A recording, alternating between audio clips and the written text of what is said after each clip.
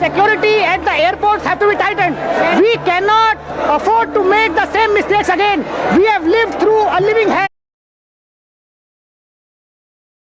24 दिसंबर 1999, Christmas की छुट्टियों का समय।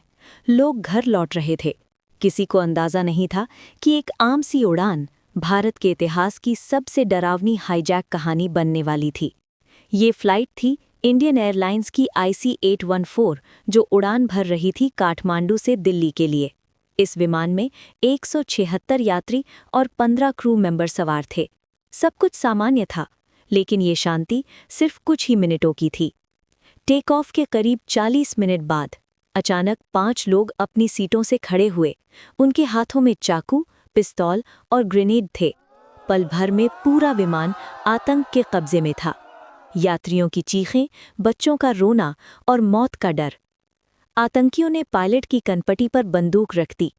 आदेश साफ था, जहां कहें विमान वहीं ले जाना होगा। अब IC-814 सिर्फ एक विमान नहीं, 191 जिंदगियों की उड़ती हुई जेल बन चुका था। यात्री कनपते में प्रार्थना कर रहे थे। कोई अपनी आखिरी कॉल घर वालों को करना चाहता था।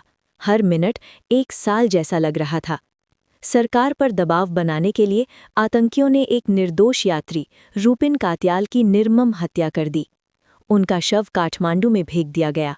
ये सिर्फ एक हत्या नहीं थी, ये एक चेतावनी थी। विमान भारत के अमृतसर एयरपोर्ट पहुंचा। ये भारत के पास आखिरी और सबसे बड़ा मौका था, लेकिन स्पष्ट आदेश न होने की वजह से कोई ऑपरेशन नहीं हुआ और IC-814 फिर से उड़ गया। इतिहास में इसे सबसे बड़ी चूक माना गया। विमान पहुंचा लाहौर, पाकिस्तान। रनवे की लाइटें बंद थीं, फिर भी लैंडिंग कराई गई। सिर्फ ईंधन दिया गया, कोई मदद नहीं। इसके बाद विमान दुबई पहुंचा। यहाँ महिलाओं, बच्चों और बीमार यात्रियों को रिहा किया गया। बाकी लोग अब भी कैद थे। कंधार, अंतिम पड़ाव। अंत में IC-814 पहुंचा कंधार, अफगानिस्तान। उस समय कंधार पर तालिबान का शासन था। यात्री थक चुके थे, भूखे, डरे हुए, लेकिन आतंकियों का हौसला और बढ़ गया। आतंकियों की मांग थी, भारत 3 खतरनाक आतंकियों को छोड़े, मौलाना मसूद अजहर, अहमद उमर सईद, मुश्ताक अहमद जरगर। अगर मांग नहीं मानी गई तो हर दिन एक यात्री मारा जाएगा। भारत सरकार के सामने सबसे मुश्किल फैसला था।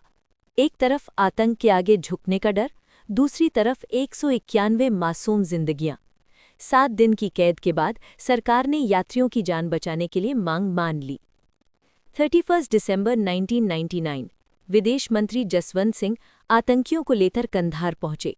तीनों आतंकियों को छोड़ा गया और IC-814 के सभी यात्रियों को आज़ादी मिली। रिहा होने के बाद मसूद अजहर ने जैश-ए-मोहम्मद बनाया। इसके बाद भारत में कई बड़े आतंकी हमले हुए। IC-814 सिर्फ एक हाईजैक नहीं था, ये भारत की सुरक्षा नीति का टर्निंग पॉइंट था। IC-814 191 जिंदगियों की कहानी है, एक बलिदान की, कई गलतियों की और एक कड़वे सबक की। ये कहानी नफरत के लिए नहीं, याद रखने के लिए है। IC-814, never forget.